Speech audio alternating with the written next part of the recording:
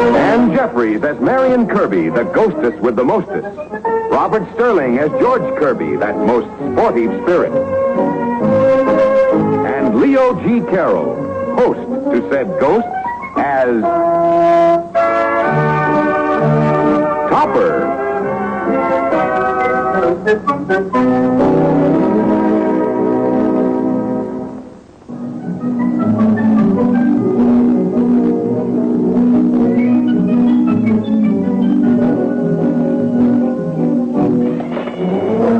Paper, mister? I have a paper. This is a night edition. Yes, so is this. This is tomorrow night. Well, I thought I knew most of the businessmen on the block.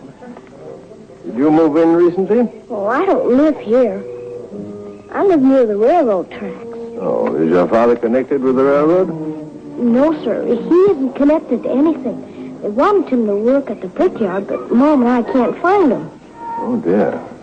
Well, if you don't want a paper, I just gotta sell the rest of these. Because Mom's waiting and I gotta get something to eat for Bobby. Bobby? Who's Bobby? He's my brother.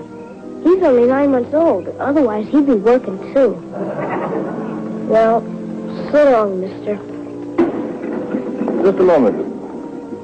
How much do you want for the lot? I don't want no charity, sir. I just want to sell the paper. How about $1 for this one? In fact, it's worth more than $1 for such a late edition. It's worth $2. I haven't got change for $1. Well, when your father decides to take some gainful employment, bring me the change. $5? But I don't know where you live. 101 down the block. The name's Topper. Mr. Topper, I never met anyone like you. Mom and Bobby, they'll never forget you. Don't give it another thought, son. Jimmy? Jimmy, where are you? Oh, Timothy, you're a sight. What have you been doing? I've been hiding, Mommy. Oh? Hiding from what? And who's that gentleman you were talking to? He wasn't no gentleman, and he was trying to kidnap me. Well, take off those filthy clothes and go in and get your bath. He only let me go because he saw you coming, and he knows you and Daddy are rich, and that I'm your only son, and you love me so much, and... Timothy, you simply must stop making up these preposterous stories. Why? Because it's a nasty habit. Thank heaven you're leaving for boarding school tomorrow, and Mr. Grimstone has special orders to take you in hand. I don't want to go to boarding school, and I hate Mr. Grimstone. He hits me with a cleaver. Come into the house, Timmy.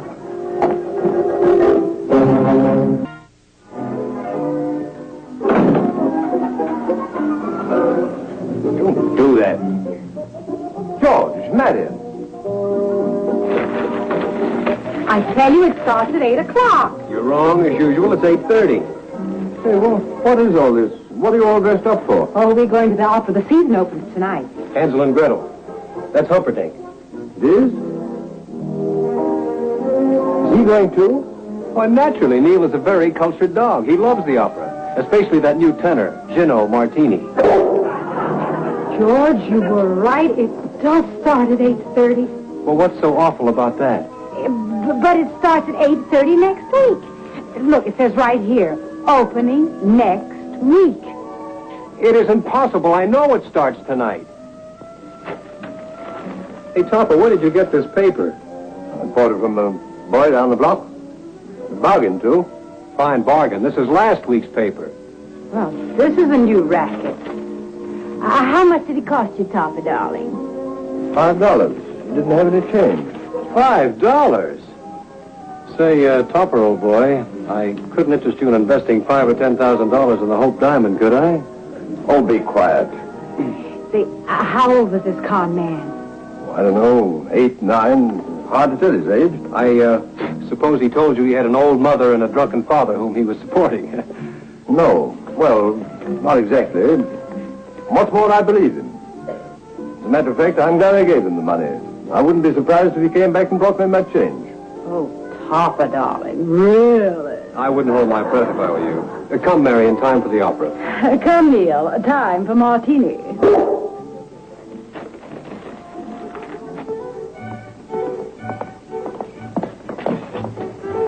Mommy, I wish you wouldn't take me to the bus stop.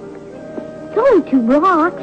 But I want to, dear. After all, I won't see you again until Christmas vacation. Well, I wish you wouldn't. But why, Timmy? Well, this year none of the other fellows' mothers come to see him off. Well, so it makes me look like a sissy. You wouldn't want me to look like that, would you? Oh, no, dear. But, Timmy, are you sure about the other mothers? Sure, I'm sure. Butch Durgan made the rule. He's the captain of the basketball team. And the football team, too. Well, all right, dear. But I want to give you your present now. There's $10 spending money in that clip. Gee, that's a king clip.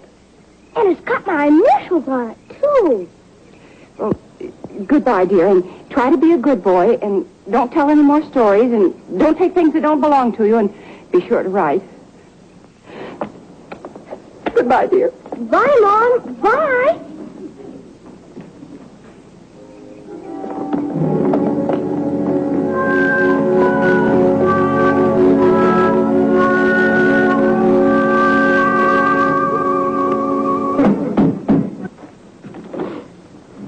Hello, Mr. Topper. Remember me?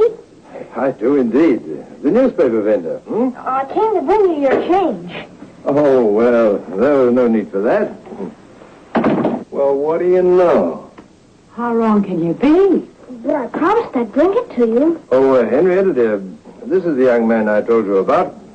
The one who was supporting his family. What's your name? You needn't be shy in front of us, my boy. Timmy Welch, ma'am. Well, I'm sure Timmy would like to have some breakfast with us, wouldn't you, Tim? By all means. Can't take no for an answer. Gee, thanks. I haven't had breakfast in a long, long time. What are you waiting for, Cosmo? Why don't you take Tim to the table while I order his breakfast? George, I'm a heel. Marion, I'm a heel. Oh, you just feel bad because you're hungover. Then what happened? Well, when I got home, there was a smoke. It was from Mom. It said that she'd gone off to look for Daddy, and when she found him, she'd bring him home. That I should stay home until she got back. A child his age alone in the house. Disgraceful. What about Bobby? Bobby? Oh, he's gone, too. Mommy would never leave him alone. You see, she likes him better than she likes me. Poor baby. What a life. I'd like to give that mother of yours a piece of my mind. In the meantime, give Tim another piece of ham. Oh, I couldn't eat anymore. You've been awful nice to me. I guess I better be going now. Oh, but wait a moment, Tim. You can't go back to an empty house. But I've got no other place to go, and I'm sure Mommy and Daddy will be back by Christmas. Keep him here, Topper. Keep him here. Yeah. I'm afraid this is a matter for the police. Police? Oh, no, you mustn't. Cosmo, now you can't. frightened the child. There. You needn't be scared, Tim. I merely suggested going to the police as a means of locating your parents. But, Mr. Topper, I can't go to the police. Of course he can't. Why can't he? He stuck up a bank. How should I know? Why can't you go to the police? Well, Daddy, he just told me that's what he'd do. And Daddy's always in trouble with the police. And if they found him, it'd be even more trouble. Cosmo, you don't suppose... Well, I think perhaps he could stay here for a day or so until we decide what to do in the matter. Oh, Mr. Topper, I never met anyone like you. Never. Yes, quite so, Henrietta. I think he could do with a bath. Katie, yes, bring him upstairs.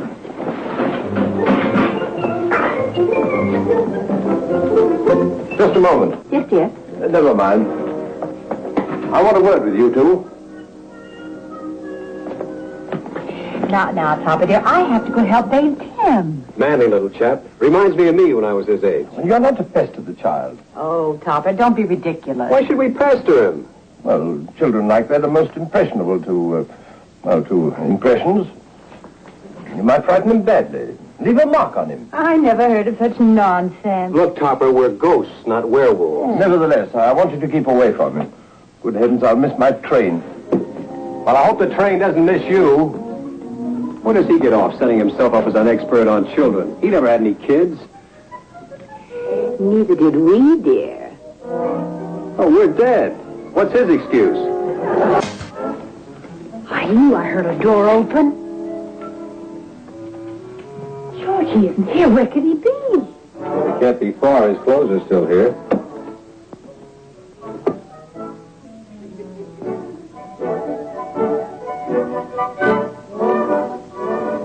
Hey, look at this. Well, where did that come from? It fell out of Tim's clothes. Hardly the kind of a thing for a poor kid to be carrying around with him. Got $10 in it, too. George, you don't suppose he stole it? Hey, look, there's an initial. T.W. Timmy Welsh, that's his name. I don't understand this. Who's that talking?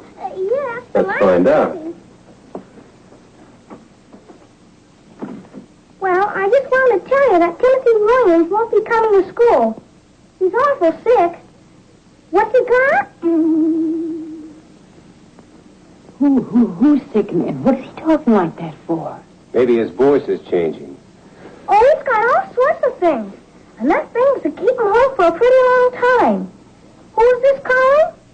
This is my mother. I mean his mother.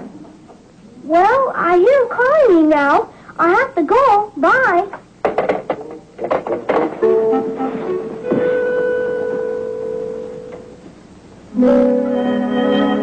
I'll lay you 8 to 5. Little Lord Fauntleroy's a burglar. Papa, knock it off, will you? You shouldn't do that. Shouldn't do what? Sing before breakfast. As a matter of fact, in your case, you shouldn't sing before or after any meal. If you don't like my singing, go away. I can't. I have to talk to you about Tim. What about him?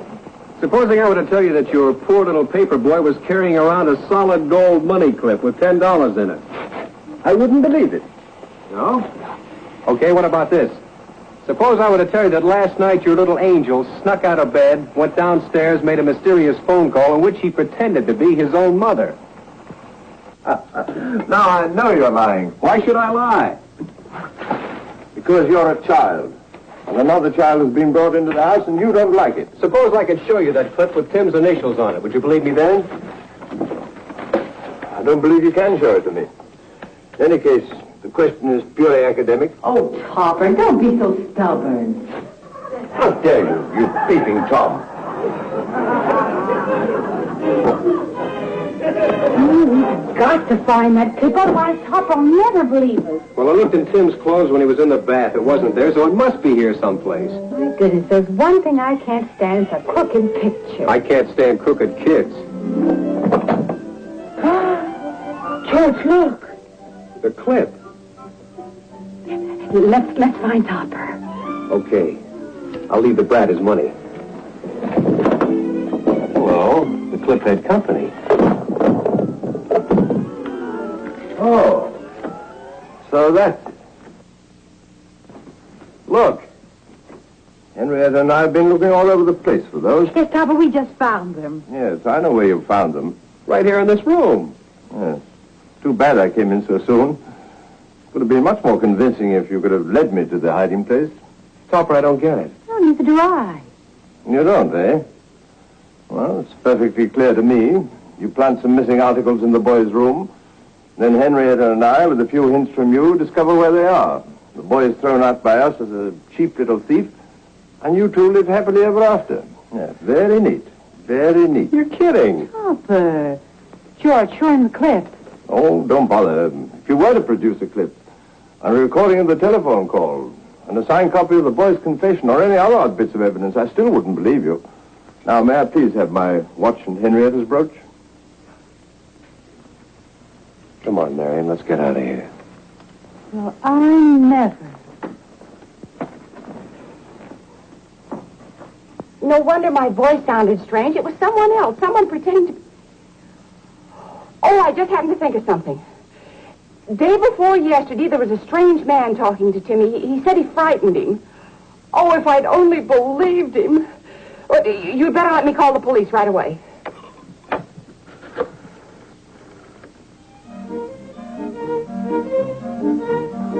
Come on, Neil. Come on, fella, we're leaving. Neil, come on. Come on, we're getting out of here. Well, I guess he's made his choice. You still have me, honey.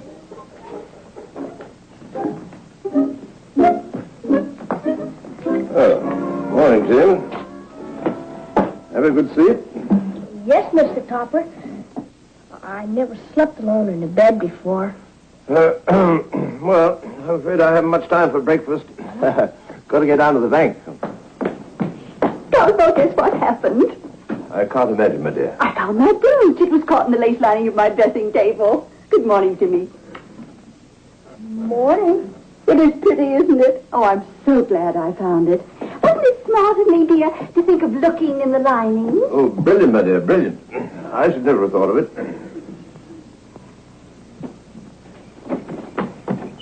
Goodbye, dear. Bye-bye. Tim, what are you hiding from?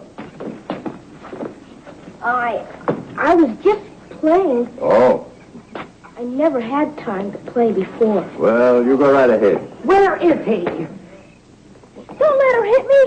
Why should Katie hit you? I should, but I didn't. What on earth is going on? She called me a liar and then she hit me. Why, of all the little liars. You see, she did it again. I found him going through my bag in the kitchen. Tim, is this true? Of course not. I found the bag on the floor and it was open. I was just picking it up for her. Katie, circumstantial evidence can be a very dangerous thing. Mrs. Topper and I were almost trapped by it this morning. We distrusted somebody and then discovered we were wrong. Well, if it was him, you were right. You see how she hates me? Katie, that's not fair. Well, I'll give you something fair. Either he goes, or I do. Cosmo. I never should have come back with the change. Keep quiet. I'll have a talk with Katie as soon as I phone the bank. With my luck, if I go down there today, they'll be robbed.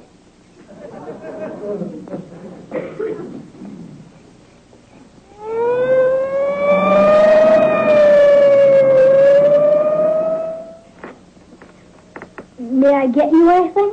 No. No, thank you, dear. You don't suppose there'd be any use in my talking to Katie, do you? I don't know. She said she didn't want to speak to either of us. May I tell you a story? No. No, thank you. Well, I guess I'll be saying goodbye. Oh, Katie. Don't do that. It won't soften me any. Katie, will you stay if I cry too? Oh, I don't want to go, only... I guess you changed your mind. I guess you'd rather have Katie than me. Well, now look here. Oh, it doesn't matter. I'll just go back to the house and wait for Mommy and Daddy. Oh, stop saying that. I'm sick of it. You hate me. You all hate me. I'm sure this is it. I gave it to him just before he left for school. Jim, come back here. Come here, Jim. Help! Help! It's Timmy, my boy. Help! Help! Oh, what are you doing to the child? I know what I'd like to do with him. Open in the name of the law. Oh, dear. Oh, Mom, dear, you're just in time. Cosmo, is that his mother? What's going on here? That's him. He grabbed me out of the way of the bus stop. He took me to his house and he wouldn't let me go. Oh, how could you? My dear madam, do I look like a kidnapper? Yes. He's the one I was telling you about. The one that was talking to Timmy the day before he left for school. The one that he frightened him so. I never heard such nonsense. Cosmo could never frighten anybody. You better come on down to the station. They're all in it together. They're a gang. Well, at least we found your clip. Clip? Clip? Where did you find a clip? Out on your front lawn. It just suddenly seemed to appear there when we were coming back from the station. That's what he accused me of stealing, our clip. You can do your talking at the station. Come on. Just a moment, officer. I want to ask our young friend one question. Don't let him. He's got a gun. Who were you telephoning to last night when you were pretending to be your mother? I wasn't phoning anyone. You better take him quick. Now, just a minute. The school did get a phone call last night. They said the voice sounded strange. I didn't call anyone. I never did. Timmy, are you sure? Sure, I'm sure. May I drop dead if I... Just hold him long enough to get him scared. Good and scared. Oh! Timmy, speak to me. Let me go. I'll tell the truth. Only let me go. Oh, Mom. He didn't really kidnap me. I didn't want to go to school, so I told him the story, and he let me stay here. Can you ever forgive me? Darling, anybody could have made the same mistake. Of course I forgive you. All right, I know you're here. Why don't you materialize? I want to tell you how sorry I am. George, Marion, let's bury the hatchet. Ugh. Keep Graham Hatchet. Well, where's mine? Give him Pale-Face Hatchet. Ugh. We have him powwow, Powwow, not bow wow.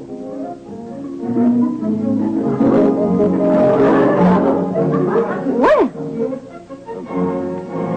Cosmo, what are you going to do with that hatchet? Just going to have a scalp treatment.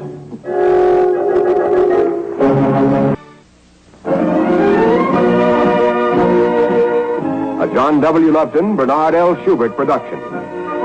Produced by John W. Lupton. Starring Ann Jeffries, Robert Sterling, and Leo G. Carroll.